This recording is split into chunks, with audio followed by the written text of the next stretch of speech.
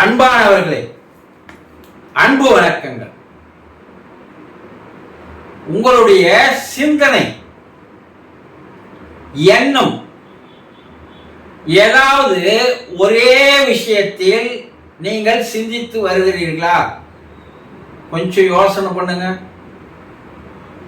இல்லைங்க, நான் ஒரு விஷயத்தை பற்றியே தான் யோசனை பண்ணிட்டு இருக்கிறேன், சிந்தித்து கொண்டிருக்கிறேன், எண்ணிக்கொண்டிருக்கிறேன் என்று உங்களால் நிச்சயமாக கூற முடியுமா?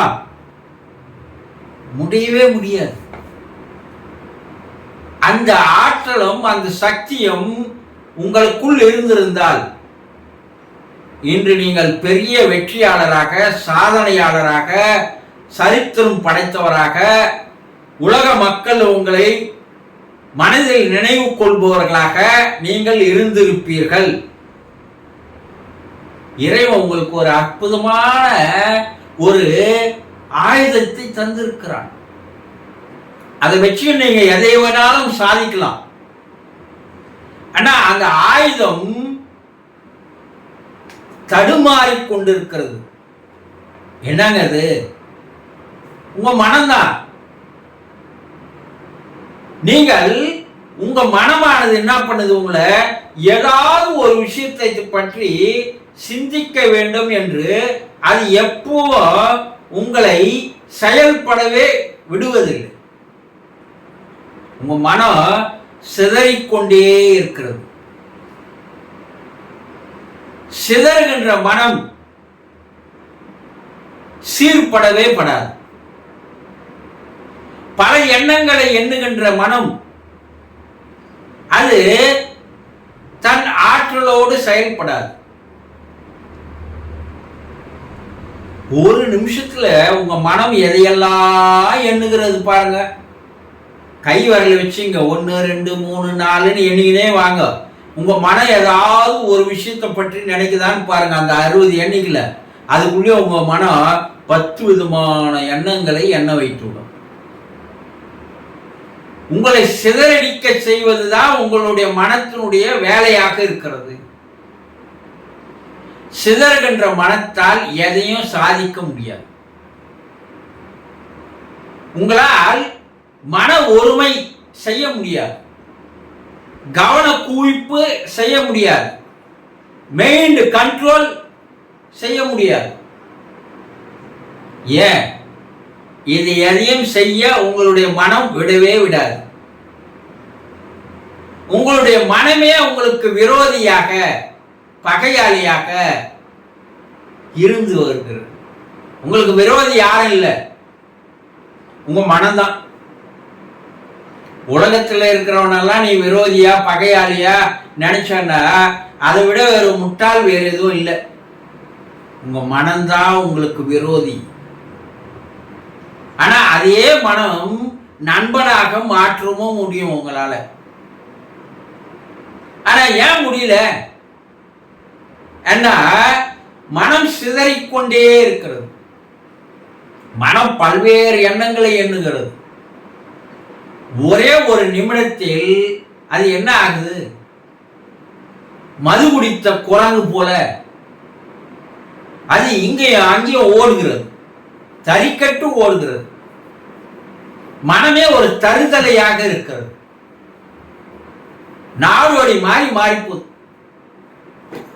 குடிகார ஸ்ட்ரைட்டா நடக்கவே மாட்டான்.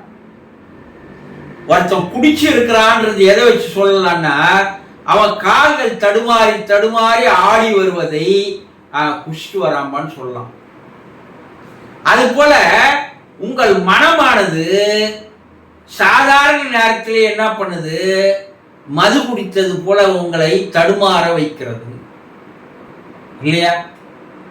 அப்போ அந்த மனதை ஒருநிலைப்படுத்துவதற்கு, கூர்மைப்படுத்துவதற்கு, ஒரே எண்ணத்தை சிந்திக்க செய்வதற்கு உங்க மனத்தை நீங்க உங்களுடைய கண்ட்ரோலுக்கு, உங்களுடைய ஆளுகைக்கு அடிமைப்படுத்த கற்றுக்கொள்ள வேண்டும். அதுதான் முன்ன ஒரு பாடல் பாடுவாங்க. இந்த சிதறுகின்ற மனத்தை ஒரே காரியத்தில், ஒரே நிகழ்வில், ஒரே செயலில் நிறுத்துங்கள்.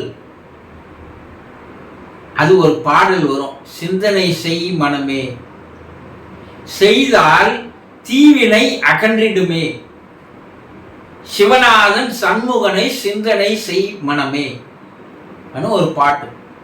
அது 2 வரிதான்.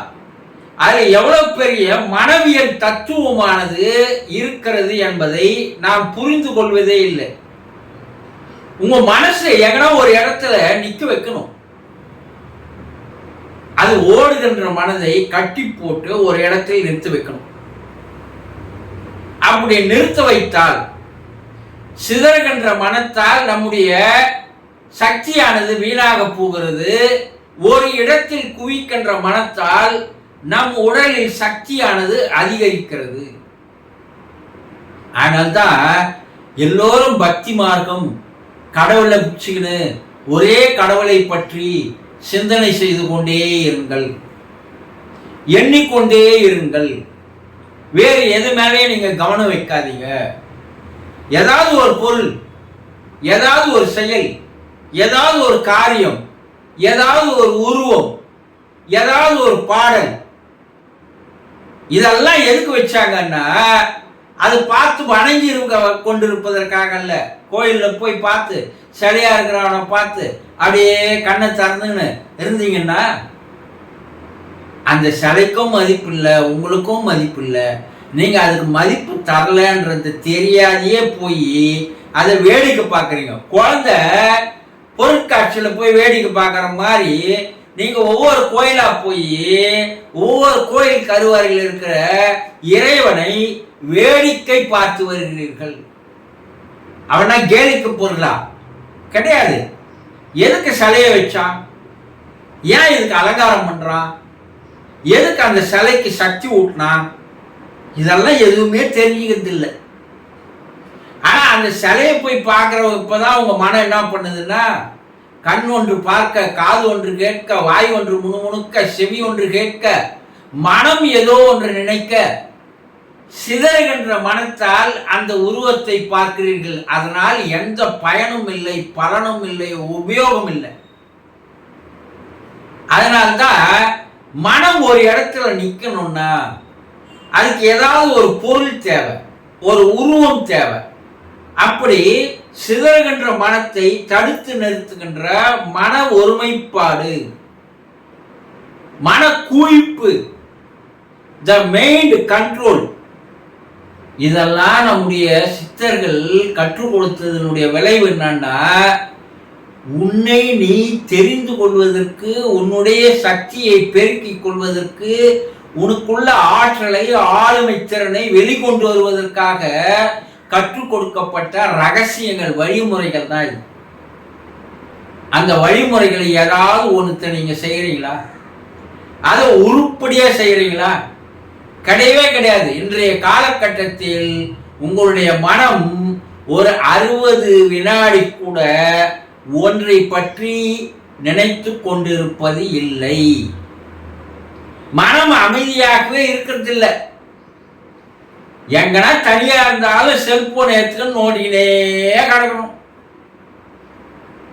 அப்ப மனம் உங்களை அடிமைப்படுத்துவதற்கு இன்றைக்கு பல்வேறு விதமான கேளிக்கை பொருட்கள் உங்ககிட்ட வந்துருச்சு.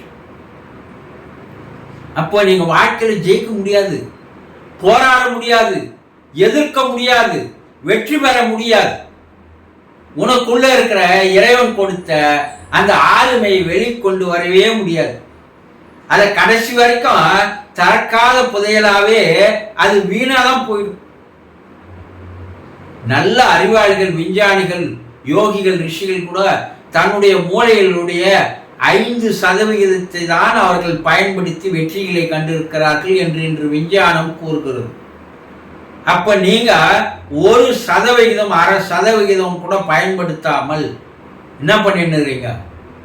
பயனில்லாத சிந்தனைகளை, எண்ணங்களை, பலன் தராத சிந்தனைகளை. அதனால 10 பைசாக்கு பிரயோஜனம் கிடையாது. போனதை நினைக்கிறது, நடக்க போறது நினைக்கிறது, தேவையில்லாத நினைக்கிறது, உபயோகம் இல்லாத கற்பனை பண்றது, மனசை போட்டு குழப்பறது, இதுதான் ஒரு பெரிய காரியமாக செய்து வருகிறீர்களே தவிர இந்த சிந்தனைகள் சிதறி ஓடுவதால் நீங்கள் சீர்படவே போவதில்லை என்பதை தெளிவாக தெரிந்து கொள்ளுங்கள். சந்தோஷம்.